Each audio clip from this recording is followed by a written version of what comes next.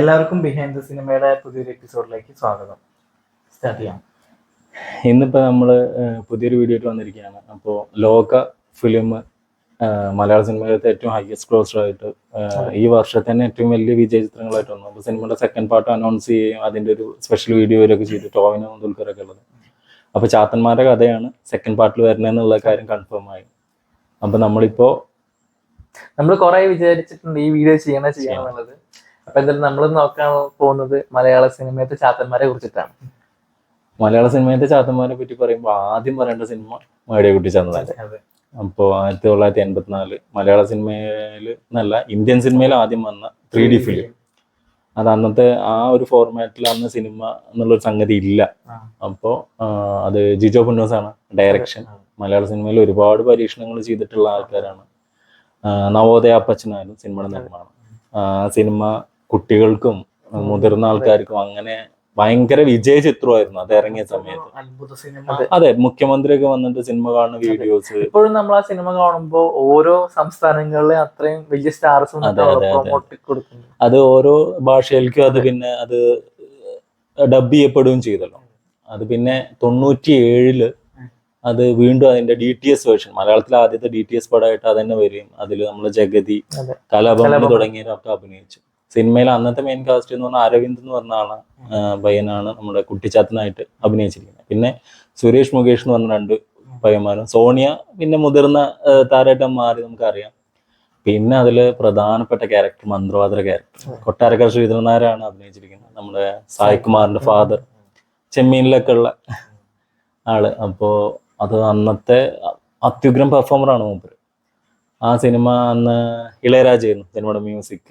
Camera Ashok Kumar എന്ന് പറഞ്ഞൊരാളാണ് camera. TR Shekhar and editing, പിന്നെ K ശേഖർ എന്ന് പറഞ്ഞ ആളാണ് അതിന്റെ ആർട്ട് ഡയറക്ഷൻ. എടുത്തു പറയേണ്ട കാര്യം എന്ന് പറഞ്ഞു കഴിഞ്ഞാൽ പ്രത്യേകിച്ച് സോങ്. ക്രിസ്റ്റഫർ നോളൻ അങ്ങനത്തെ ഒരു സ്റ്റണ്ട് ആലോചിക്കുമ്പോഴേ മുന്നേ നമ്മളിവിടെ അങ്ങനത്തെ ഒരു ഇത് ചെയ്ത് വെച്ചിട്ടുണ്ട്, ആ ലൈവായിട്ട് തന്നെ. അതൊക്കെ ആ സാധനം ഇപ്പൊ റീസെന്റ് ബറോസിലും കൊണ്ടുവന്നിട്ടുണ്ടായിരുന്നു. ഓക്കെ. അപ്പൊ എന്താന്ന് വെച്ച് കഴിഞ്ഞാൽ അതിൽ പറയാനുള്ളത് ഇപ്പോ TR ശേഖർ എന്നൊക്കെ പറഞ്ഞാൽ അന്നത്തേന്ന് മാത്രമല്ല ഫാസിലിന്റെ ഇപ്പൊ മൺചിത്രന്റെ ഒക്കെ എഡിറ്ററാണ്. അന്ന് ടെക്നിക്കൽ പെർഫെക്ഷൻ കൊണ്ടും ആ സിനിമ മികച്ചതായിരുന്നു. ഇപ്പോൾ ഒരു ഗ്രാൻഡിയർ ആണ് എല്ലാം കൊണ്ടും, മ്യൂസിക് കൊണ്ടും. ഇപ്പൊ 3D വിഷ്വൽസ് നമുക്ക് എടുത്ത് കാണിക്കുമ്പോൾ ആദ്യമായിട്ടാണല്ലോ സംഗതി അങ്ങനെ ഇപ്പോഴും നമുക്ക് കാണുമ്പോ അതൊരു വൃത്തിയുണ്ട് പടം കാണാൻ. ഇനിയിപ്പോ അടുത്തത് പറയാനുള്ളത് ശ്രീമാൻ ചാത്തുണ്ണി, സാക്ഷാൽ ശ്രീമാൻ ചാത്തുണ്ണി. നെക്സ്റ്റ് മലയാള സിനിമയിൽ വന്നൊരു ചാത്തൻ അതാണ്. ഇന്നസെന്റ് പ്രധാന വേഷത്തിൽ ചാത്തനായിട്ട് അഭിനയിച്ച ജഗദീഷ് ബൈജു ഒക്കെ ഒപ്പം, ജഗദീഷ് ശ്രീകുമാർ. ഗോവിന്ദൻകുട്ടി വില്ലനായിട്ട് അഭിനയിച്ച മന്ത്രവാദി ഗോവിന്ദൻകുട്ടിയാണ്. ഗോവിന്ദൻകുട്ടി എന്ന് പറഞ്ഞാൽ പണ്ടത്തെ സീനിയർ ആക്ടറാണ്. തച്ചോളിയമ്പൂലൊക്കെ വില്ലനായിട്ട് അഭിനയിച്ച, പടയോട്ടത്തിന്റെ ഒക്കെ സ്ക്രിപ്റ്റ് എഴുതിയ ആളാണ്. ഭയങ്കര വലിയ ആക്ടറാണ്. അപ്പോൾ നമ്മളെ യക്ഷിയിൽ സത്യന്റെ ഫ്രണ്ടായിട്ട് അഭിനയിച്ച ക്യാരക്ടർ അദ്ദേഹം തന്നെ. കുറെ വില്ലൻ വേഷങ്ങളും കുറെ നല്ല വേഷങ്ങളും ചെയ്ത ആളാണ്. അപ്പൊ ആ സിനിമ അന്ന് എന്ന് പറയുമ്പോൾ അതും ഒരു ഫാന്റസി ഫിലിം എന്നുള്ള നിലയിൽ മലയാള സിനിമയിൽ വന്ന ഒരു ഫൺ ഫാന്റസി. അതെ, കുട്ടികൾക്കൊക്കെ ഇഷ്ടപ്പെടുന്ന രീതിയിൽ തന്നെ ഒരുപാട് സീനുകളും അതിൽ അതേമാതിരി തന്നെ ഉണ്ട്. നമുക്ക് അങ്ങനെ കാണുമ്പോൾ വളരെ കഷ്ടപ്പാട് അനുഭവിക്കുന്ന 2 പേര് അവരുടെ ലൈഫിലേക്ക് അൺലിമിറ്റഡ് റിസോഴ്സ് ആയിട്ട് ഒരാൾ വന്നിരിക്കും, പൈസ തരാനും അവർക്ക് സന്തോഷം കണ്ടെത്താനൊക്കെ. നമുക്ക് അങ്ങനെ ഒരാളെ കിട്ടിയിരുന്നെങ്കിൽ എന്ന് വരെ നമ്മൾ ആലോചിക്കും. ഈ സാക്ഷാൽ ശ്രീമാൻ ചാത്തുണ്ണിയുടെ കാര്യം പറയുമ്പോൾ നമ്മുടെ ഇന്നസെന്റ് ആയിരുന്ന മേലെ പറമ്പിലാൻവീട് സിനിമയില് ജനാർദ്ദന്റെ റോൾ അഭിനയിക്കേണ്ടിരുന്നത്. ഈ സിനിമ കിട്ടിയത് കൊണ്ടാണ് ആ വേഷം പുള്ളി വേണ്ടെന്ന് വെച്ചിട്ട് പോയത്. അതിപ്പോ റീസെന്റ് കേട്ടിരുന്നു രാജസന്റെ ഇന്റർവ്യൂല്. അപ്പൊ അത് ഓർക്കുന്നു. സിനിമയുടെ ഡയറക്ടർ അനിൽ ബാബു ആണ് സിനിമയുടെ ഡയറക്ടർ. കലൂർ ഡെന്നീസ് ആണ് സിനിമയുടെ റൈറ്റർ. കലൂർ ഡെന്നീസ് മമ്മൂട്ടിയുടെ ഒക്കെ സിനിമകൾ ഒരുപാട് എഴുതിയ ആളാണ്. അപ്പോൾ അനിൽ ബാബു എന്ന് പറഞ്ഞു കഴിഞ്ഞാൽ നമ്മള് അനിൽ ബാബു 2 ഡയറക്ടേഴ്സ് ആണ്. അപ്പോൾ അതാണ് നമ്മളിപ്പോൾ മലയാള സിനിമയിൽ നമ്മൾ അടുത്ത് പിന്നെ കണ്ട മടിയക്കുട്ടി ചാത്തന് ശേഷം നമ്മൾ കണ്ട ചാത്തൻ. അടുത്തത് ഇപ്പോൾ പറയാനുള്ളത് കുമാരി എന്ന് പറഞ്ഞ കംപ്ലീറ്റ് സ്പൂക്കി മൂഡിൽ വന്ന നിർമ്മൽ സഹദേവിന്റെ രണത്തിന് ശേഷം വന്ന 2022 വന്ന സിനിമയാണ്. ഐശ്വര്യലക്ഷ്മി, ഷൈൻ ടോം ചാക്കോ എന്നുള്ള ആൾക്കാരൊക്കെ പ്രധാന വേഷം ചെയ്ത് അപ്പൊ എനിക്കിങ്ങനെ തോന്നുന്നു അതില് പ്രധാന തമ്പുരാനായിട്ട് അഭിനയിച്ച ആളാണ് നമ്മളെ ലോകയിൽ വില്ലൻ തമ്പുരാനായിട്ട് ആ രാജാവായിട്ട് വന്ന വിശ്വജിത്ത് മൂപ്പര്. അപ്പോ ആ ക്യാരക്ടർ മുതൽ അതിലും സുരഭി ലക്ഷ്മിയുടെ ക്യാരക്ടർ എടുത്തു പറയേണ്ട ക്യാരക്ടർ. ഇതില് ചാത്തൻ എന്ന് പറഞ്ഞ ഒരാളെ നല്ല ഒരു ഇതായിട്ടാണ് കാണിക്കുന്നത്. ആ ഫസ്റ്റ് മുതലേ കാണിക്കുമ്പോൾ അവര് ചാത്തന്റെ വിശ്വാസം, അതായത് നല്ല രീതിയിൽ നിന്ന് ചാത്തൻ എങ്ങനെയാ നാടിനെ ശപിച്ച് പിന്നെ ക്ലൈമാക്സിൽ എങ്ങനെ രക്ഷിക്കാൻ വരുന്നതൊക്കെ കാണിക്കണമായിരുന്നു. അത് ടെക്നിക്കൽ സൈഡ് ഭയങ്കരമായിരുന്നു സിനിമയുടെ. DOP ആണെങ്കിലും അതെ, ആർട്ട് ഡയറക്ഷൻ ആണെങ്കിലും ആർട്ടാണ്. കാരണം നമ്മളാ എന്താ പറയാ ഫസ്റ്റ് ചാത്തന്റെ കൈ കാണിക്കുന്ന സീൻ ഉണ്ടല്ലോ, ആ ഫുഡ് കൊണ്ടേ വെക്കുമ്പോ അപ്പൊ തന്നെ കുട്ടി അതെ അതെ കൊണ്ടുവെക്കുമ്പോ അപ്പൊ തന്നെ നമ്മൾ എന്തോ ഒരു വലിയ സാധനം വരാനുള്ള ഇമ്പാക്ട് ഉണ്ടാക്കും. നമുക്ക് DOPയില് ഗ്രാമീണ ഭംഗി എടുത്ത് കാണിക്കാൻ പറയും. ഭയങ്കരമായിരുന്നു. എന്നാ അതേപോലെ തന്നെ ഒരു മിസ്റ്റീരിയസ് സ്വഭാവം എപ്പോഴും നിലനിർത്താൻ അവർ ശ്രമിച്ചിട്ടുണ്ടായിരുന്നു പടത്തില്. അത് ആ സിനിമയുടെ നിർമ്മാണം ഇപ്പൊ നമ്മള് ഡയറക്ടറായിട്ട് നിർമ്മിച്ച ഐശ്വര്യലക്ഷ്മി, JX വിജയ് ഒക്കെ ആ നിർമ്മാണ പങ്കാളിത്തത്തിൽ വന്നിട്ടുണ്ടായിരുന്നു. അപ്പൊ ആ സിനിമ അഭിപ്രായം എങ്ങനെ വന്നു കഴിഞ്ഞാലും അതിനൊരു പ്രൊഡക്ഷൻ ക്വാളിറ്റി ഉണ്ടായിരുന്നു ആ സിനിമയ്ക്ക്. എനിക്കിഷ്ടമാണ്. അടുത്തത് ഇപ്പോ നമുക്ക് പറയേണ്ടത് ഇപ്പോ എല്ലാവരും ഇപ്പൊ സ്റ്റേറ്റ് അവാർഡ് വരെ മത്സരിക്കാൻ പോണ ചാത്തനെ പറ്റിയിട്ടാണ് ഇനിയിപ്പോ അടുത്തത് പറയാനുള്ളത്. ഇപ്പൊ സത്യത്തില് കേരളം ഇപ്പൊ ഭരിച്ചുകൊണ്ടിരിക്കുന്ന ചാത്തന്മാരും പ്രേതങ്ങളാണ് ആണ് മൊത്തത്തില്. ഭ്രമയുഗം 2024 അത് നമ്മുടെ രാഹുൽ സദാശിവൻ തന്ന വേറൊരു സംഭവം. അത് കുഞ്ചുമൺ പോറ്റിയുടെ പണ്ടത്തെ ഒരു കഥ, ഒരു ഫിക്ഷനോ ഐതിഹ്യം എന്നിങ്ങനെ പറയാം.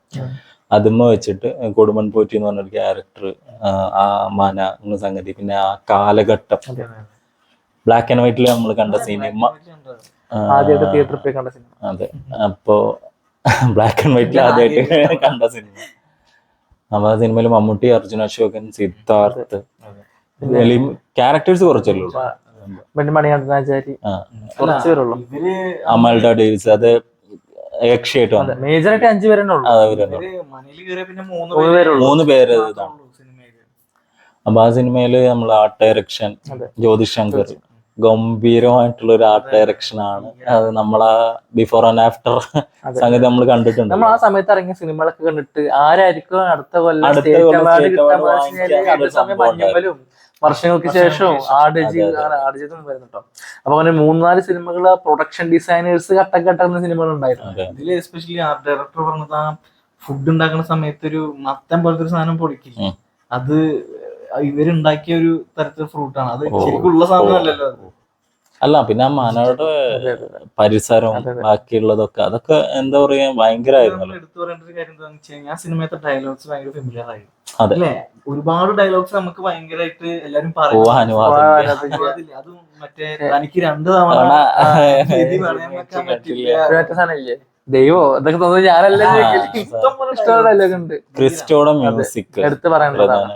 ആ സിനിമയത്തെ വർക്ക് ഇഷ്ടപ്പെട്ടിട്ടാണ് മമ്മൂക്ക പിന്നെ ടർബോയിലേക്ക് ക്രിസ്റ്റോനെ കൊണ്ടുപോയത്. അതുപോലെ തന്നെ മമ്മൂക്ക ഫസ്റ്റ് ഇൻട്രോ സീനിന്റെ മുന്നേ ആ പടി ഇറങ്ങി വരുന്നതിന് ഒരു സൗണ്ട് ഉണ്ടല്ലോ മമ്മൂക്കാന്റെ.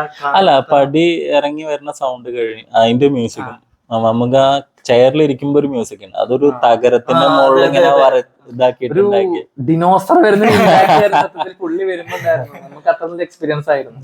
അത് എടുത്തു പറഞ്ഞിട്ട് ഫിലിം തന്നെ കേട്ടോ. കാരണം നമ്മൾ അത്ര നേരം കണ്ടുകൊണ്ടിരുന്നത് പോറ്റിയല്ല, ചാത്തനാണെന്നുള്ള സാധനം. അത് ഭയങ്കര രസമാണ്. അപ്പോ ഇനിയിപ്പോ ഈ ചാത്തന്മാരെ പറ്റി പറഞ്ഞപ്പോ തന്നെ പുതിയ ലോക വരാൻ പോവാണ്.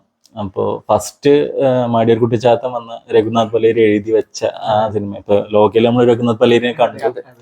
അപ്പോ പുതിയ ലോക വരുമ്പോ ഇപ്പൊ ഡൊമിനിക് നമുക്ക് അല്ലെങ്കിൽ ശാന്തി ബാലേന്ദ്രനും കൂടിയിട്ടാണല്ലോ എഴുതിയിരിക്കുന്നത്. അപ്പൊ അതില് ടോവിനോ പറയുന്നുണ്ട്, എനിക്ക് എന്നെ പോലെ തന്നെ കാണാനിരിക്കുന്ന 389 സഹോദരന്മാരുണ്ട് പറഞ്ഞ് വിശ്വസിക്കുന്ന പറഞ്ഞൊരു സംഭവം പറയുന്നുണ്ട്. അപ്പോ ചാത്തന്മാരുടെ കാര്യത്തിൽ പല നമ്മളെ കേരളത്തിൽ പല സ്ഥലങ്ങളും പല ഇതുണ്ട്, ഓരോ കഥകളാണ്.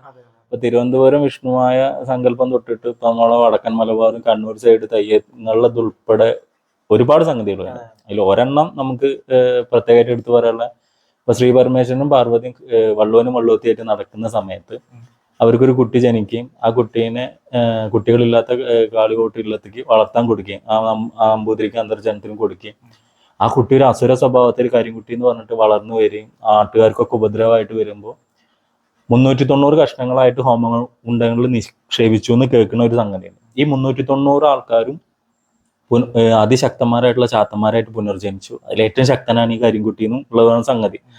അതാണ് ടോവിനോ പറയുന്ന ഈ 389 കൊണ്ടുവരാണ്. അത് പണ്ടുള്ള കുറെ പുരാവൃത്തങ്ങളിലും ഇതിലൊക്കെ പറയുന്നത് 400-ൽ 10 കുറെ എന്നാണ് പറയണത്.